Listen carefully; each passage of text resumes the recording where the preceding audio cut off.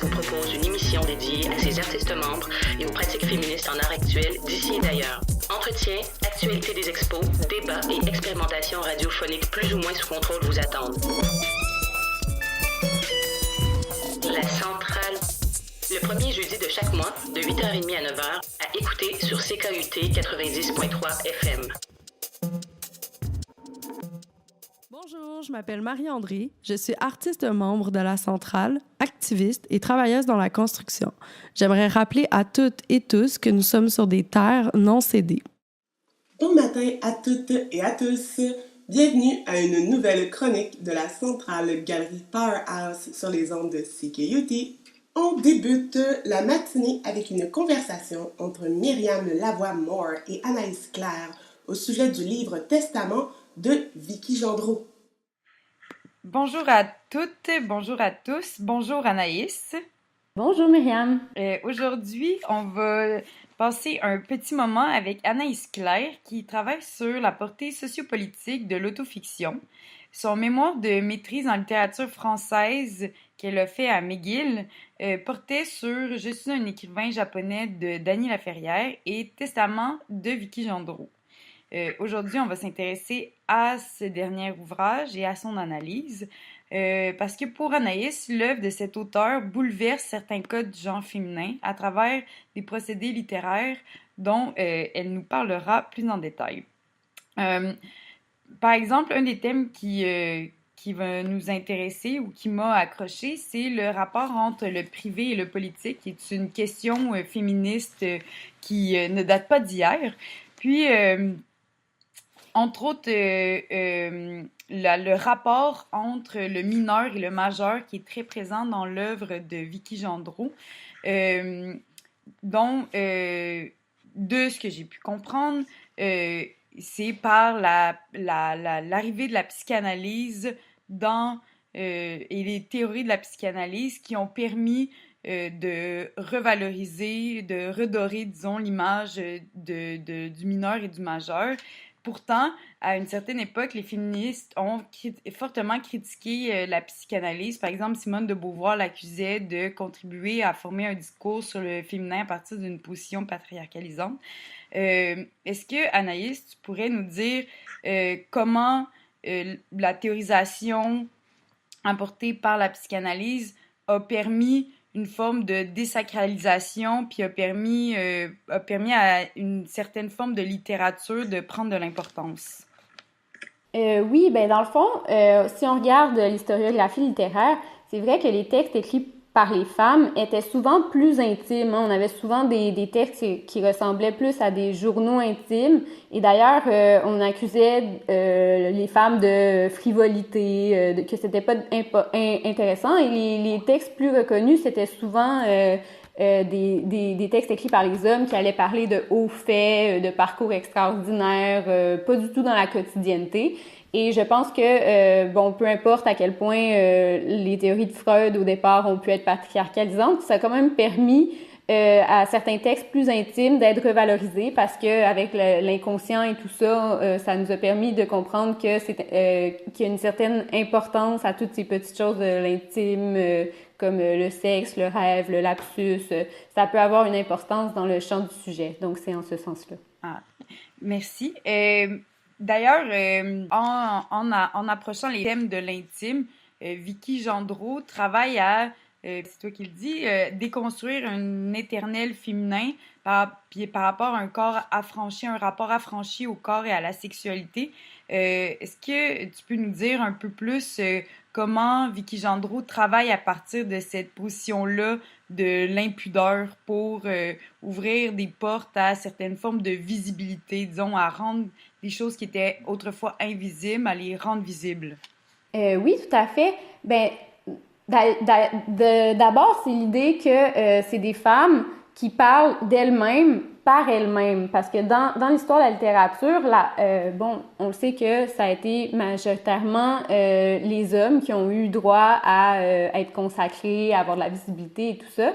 Donc, on avait toujours les femmes décrites par une vision de l'homme. Et ça, il y avait comme un espèce de sentiment que les femmes ont besoin de décrire elles-mêmes leur expérience parce que sinon, c'est souvent être pris dans un regard masculin qui coince les femmes dans des stéréotypes. C'est souvent la maman ou la putain.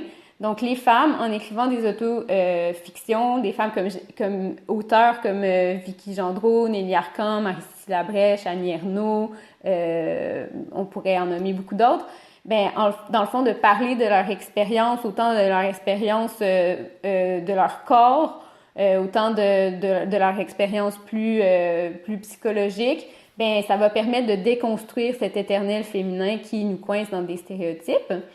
Et ça permet aussi de montrer, par exemple, que le désir féminin n'est pas toujours dirigé vers l'homme. Comme chez Vicky Gendreau, on va avoir une mise en scène de la masturbation. Donc, c'est ce genre de choses-là qui permettent, par l'impudeur, de déconstruire l'éternel féminin.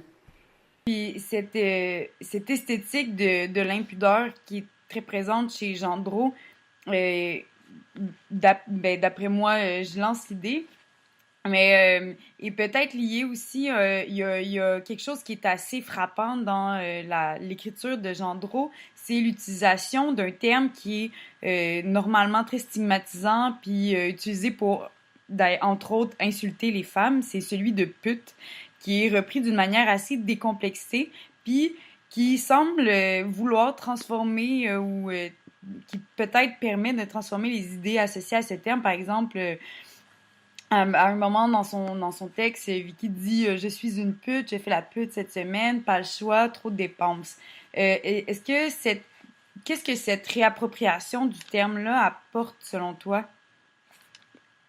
Dans le fond, c'est qu'il faut comprendre que, dans le fond, le stigmate de la putain, ça a été, c'est Gail Peterson qui dit ça dans le prisme de la prostitution, ça a été utilisé comme instrument de contrôle social sexiste pour les femmes. Hein? L'injonction de pudeur, l'injonction de discrétion, de pureté, c'est vraiment une injonction spécifique aux femmes. Tandis que, tu sais, les hommes ont toujours le droit d'être loud, de prendre de la place, ils sont valorisés quand...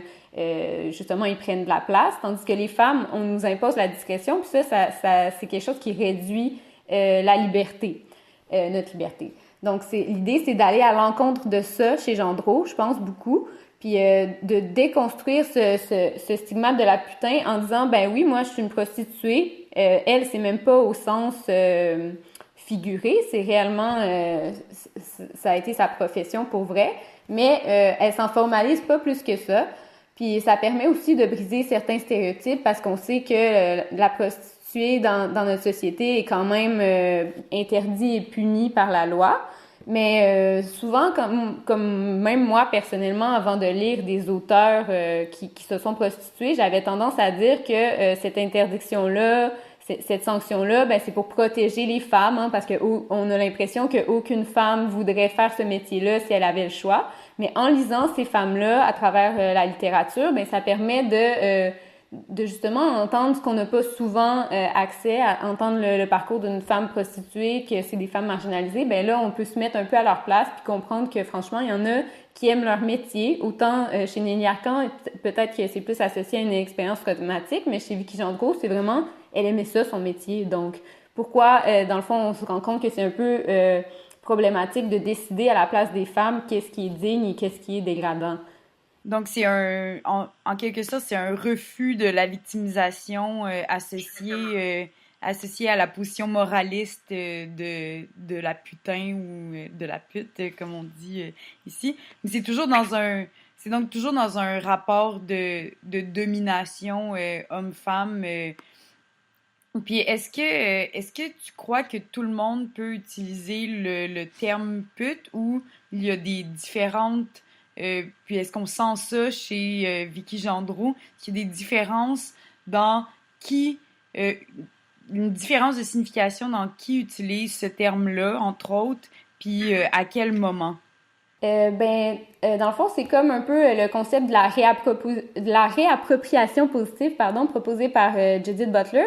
C'est dans le fond un terme qui sert à insulter un groupe qui est repris par les membres de ce groupe pour se définir eux-mêmes, mais ils reprennent avec une connotation positive. Donc, c'est très subversif, puis ça casse complètement l'effet d'injure.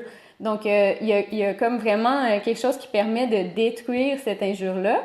Mais c'est sûr qu'au départ, on voit souvent que c'est les membres du groupe qui, au départ, étaient accusés qui ont le droit, entre guillemets, de s'approprier le terme, mais après, ça peut complètement perdre sa connotation négative, puis ça peut devenir tout le monde qui peut l'utiliser. Mais ça, je veux pas trop m'avancer là-dedans parce que personnellement, j'ai jamais fait partie du groupe, j'ai jamais été travailleuse du sexe. Donc, c'est peut-être plus aux gens concernés qu'il faudrait demander. Je veux pas parler à leur place, mais j'ai l'impression que quand même, encore aujourd'hui, il y a quelque chose de négatif d'associer à prostituée. Donc, si tu fais pas partie de ce groupe-là puis tu l'utilises, dépendamment du contexte, ça peut encore être peut-être problématique. Donc, des auteurs comme Vicky Gendreau pourraient peut-être permettre de déstigmatiser ce genre de termes-là. C'est malheureusement tout le temps qu'on avait pour tenter une incursion dans l'œuvre riche de Vicky Gendreau. Merci Anaïs de nous avoir donné le goût de lire ses romans et de nous avoir permis d'avoir un regard féministe sur cette œuvre. J'espère qu'on va pouvoir en reparler prochainement.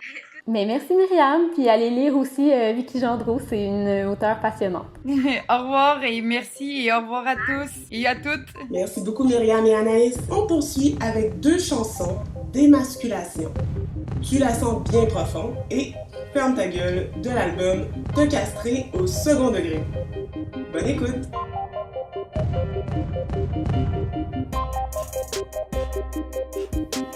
Bouh, bouh, bouh, tu te sens si malheureux. Tu nous pousses à bout sans voir plus loin que le bout de ta queue. Tu te dis empêché et bâillonné. Tu parles de liberté et tu évoques le 7 janvier. Et bla bla bla, je vais brûler ton CD.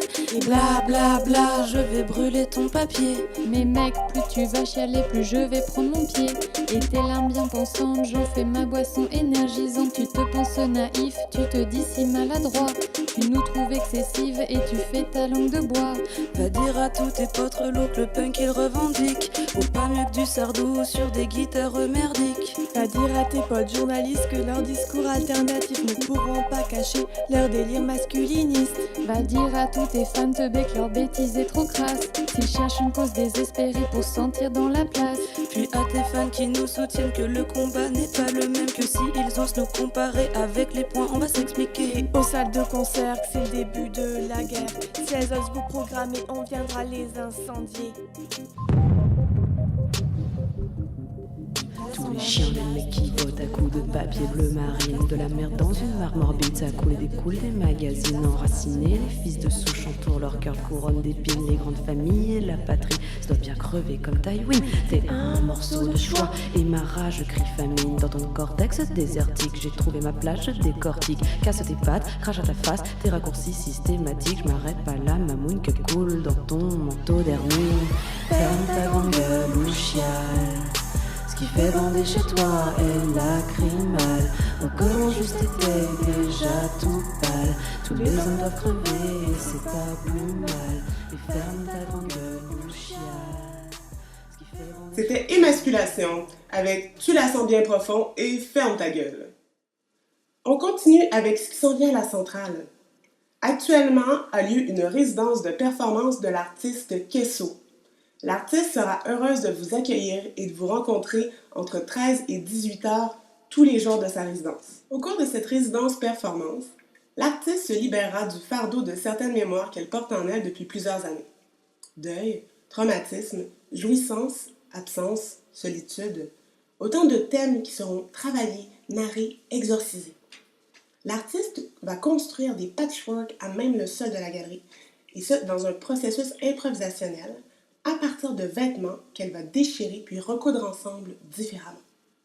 Dès lors, son corps saturé d'une multiplicité de récits et de gestes à déverser dans l'espace va devenir un matériau avec lequel elle composera afin de produire quelque chose de plus vif et de plus dense que ce avec quoi elle sera arrivée au début de la résidence.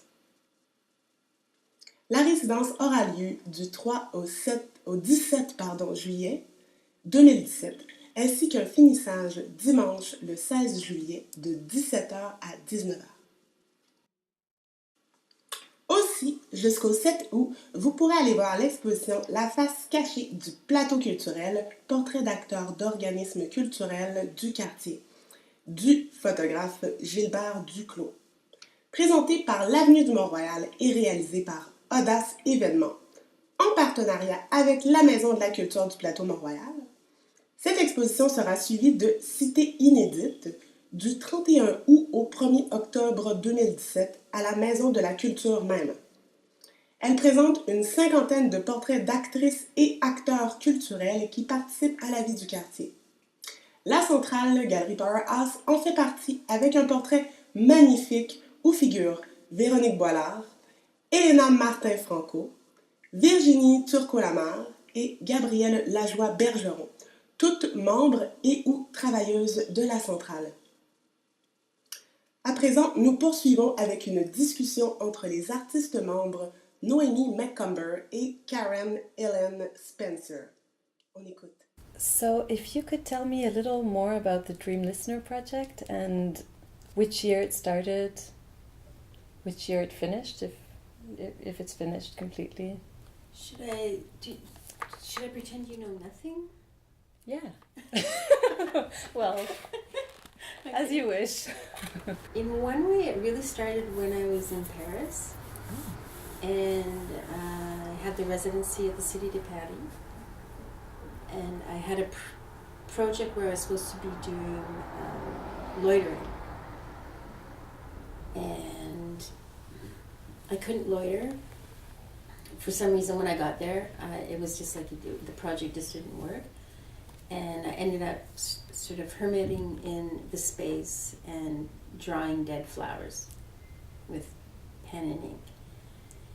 And because I was sort of cached away in my space, I started paying attention to what was going on around the building. And there was homeless men who would come and they would sleep in the, what's that word called? Like the corridor. Okay. It was like a semi-covered, maybe it was marble. Like passage? Yeah. Like, and so there would be between, I can't remember, maybe 17 and 10 men sleeping there every night. wow. And when you would get up in the morning, or if you might have noticed them because you're an early riser, but I was like, so when I would get up and I would walk out, there was absolutely no trace, like absolutely no trace. And I started, because I'd come home late at night, so you would pass by them, and then I started realizing that in the morning the walkway was hosed down with water and cleaned, and that their belongings were being picked up by, I think it was the Red Cross, and then at night they would bring them, and then it was sort of like an agreement that they had with the Cité. And I started to think about how, and I guess it's sort of related to the Bread project, about how we make a space for our bodies and try to like find comfort and go into this other realm, and then that realm when we wake up is kind of gone and it disappears. And I thought, oh, there's this very strong relationship between dreams and homeless, in the sense that like that was really bizarre, because like there was no trace whatsoever. So it was like almost like these figures these men were dream figures, and you're like, do they really exist, or is it just like some dream apparition that comes? And then as time goes on, I started to know them a little bit and talk to them, and it was quite a different like at that time they were it was all men, and it was a little bit what's that word called when you're encadré. So there was I think it was the Red Cross would come, and they would have their things and they would give them to the Red Cross during the day, and the Red Cross would take care of them, and then at night the Red Cross would bring their belongings. And I think in the morning they also had orange and like some food, and there was also a place where you could go and take a shower. And so during the day you would never know that these men were homeless because they didn't have the signifiers that we have for homeless or street involved here. Like they were clean, they were shaven, they were dressed, they weren't carrying their belongings, they weren't pushing carts. It was and they were like super educated. And a lot of them were men who had come from the outskirts of Paris, or one guy was saying that it was like they lost their jobs, come to Paris thinking that they're going to get a job, and they don't get a job, and this is kind of like where they go. And I started thinking about how they were sort of rendered the same status as dreams, but then I also started wondering about what were they dreaming, like, and was there a way that it could be that the dream was something that had value, so that even if you don't have a home and you don't have a job and you're sort of in this precarious position, you really have something that is just yours. And nobody can take your dream away from you because it's like something that you have and you dream and it's yours and you're the authority on this. And so I was wanting to talk to them about their dreams, and so that could be a way to, like, I don't know, engage in something that brought us together. And so that was really where it started, but I couldn't do it in Paris. It was sort of one of those situations where everything that I tried in Paris kind of like just didn't work out, and it felt like one of those failure things that like, I finally am in Paris, I'm supposed to do this, it's not happening, and all these other things I'm doing not happening. But I knew that I wanted to continue with this thought when I came back, so I eventually tried to do it up in Chicoutimi. And it was at that time, I think I called it Votre rêve dans mon oreille. And I was, so it was at Le Lobe, and I was hooked up with a homeless center there. But the homeless center there was really, really protective, and they didn't want me to just go and ask the people who were using the center about their dreams. So they made this sort of like official roundtable event where I came and sort of talked a little bit about what I was doing, and then they were supposed to tell me the dreams, and that was awful. It kind of became like this forced a bit, no? Or like, my dream's better than your dream, or like, how could you dream that dream? And that's not what I had judgment. Didn't want that. And so I thought, okay, if I want people to tell me their dreams, I have to. I'm going to stand and hold my dreams, and that's actually how that project came about. Was through meeting obstacles that didn't work, and then this was like, okay, obviously I have to just look like an idiot and go to the street and hold my dream. So that's what I did. What interests you in working in public spaces? Or why are you drawn to work in those spaces? I think partially it's wanting to